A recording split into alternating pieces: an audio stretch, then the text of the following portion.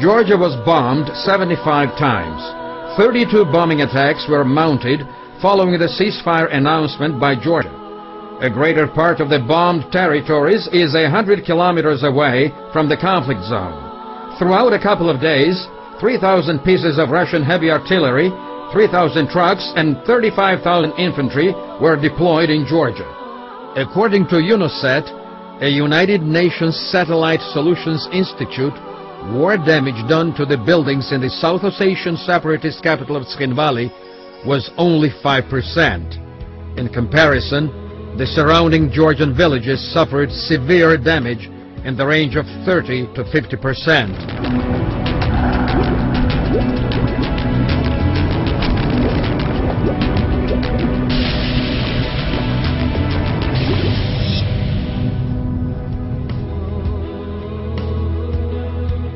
The reason for the commencement of military activities, Russia clarified, was 2,000 Ossetians being killed by Georgians in Tskhinvali on August 8, 2008, though their names and bodies could not be found anywhere. According to the Council of Europe Human Rights Commissioner Thomas Hammerberg's statement, based on the official date published by the Russian government, 133 people have been killed. According to Tatiana Lokshina of the Human Rights Watch, the total number of the citizens killed is less than 100.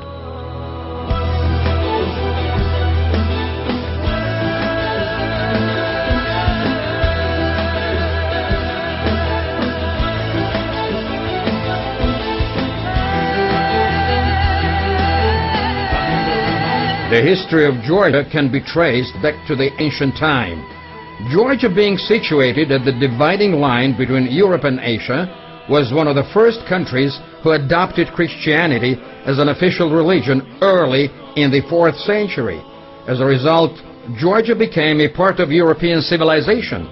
Georgians have their own alphabet and a rich history.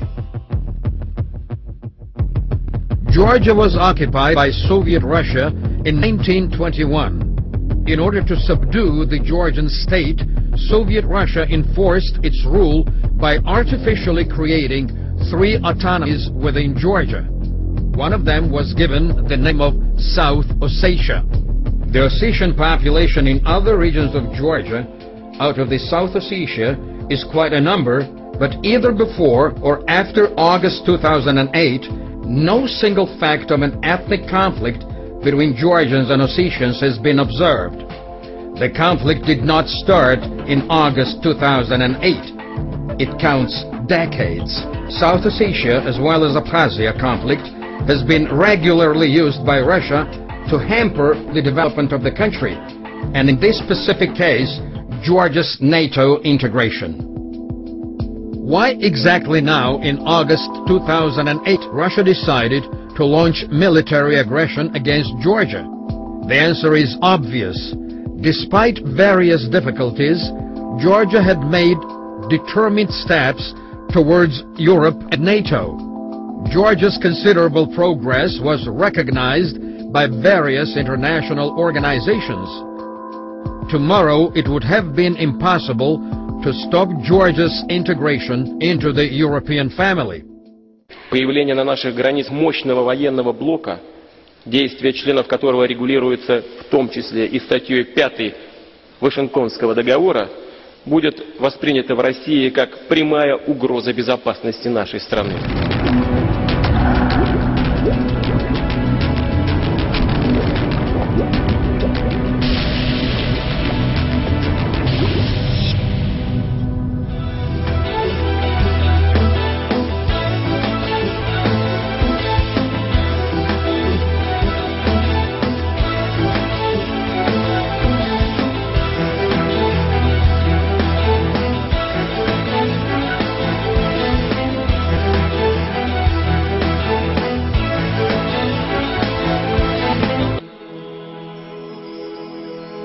Six journalists were injured and 3 journalists were killed. Gori Hospital was bombed. 413 Georgian citizens were killed. 2,234 people were injured. Cluster bombs prohibited under the International Convention were applied by Russia against civilians.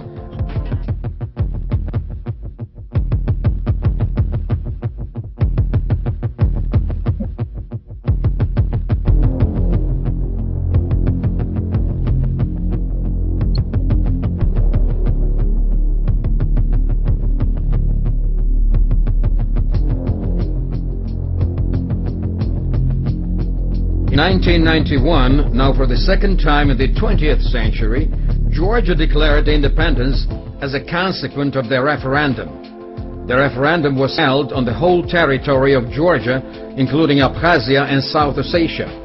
99% of the electorate voted for the independence of Georgia. It was the first step ahead to escape Russia's 200-year rule.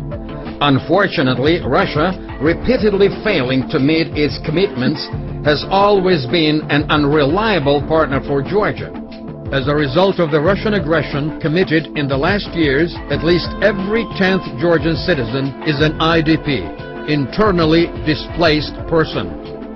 During the conflict in Abkhazia, as a result of the ceasefire agreement drafted and signed through the mediation of Russia, Georgian government was cheated.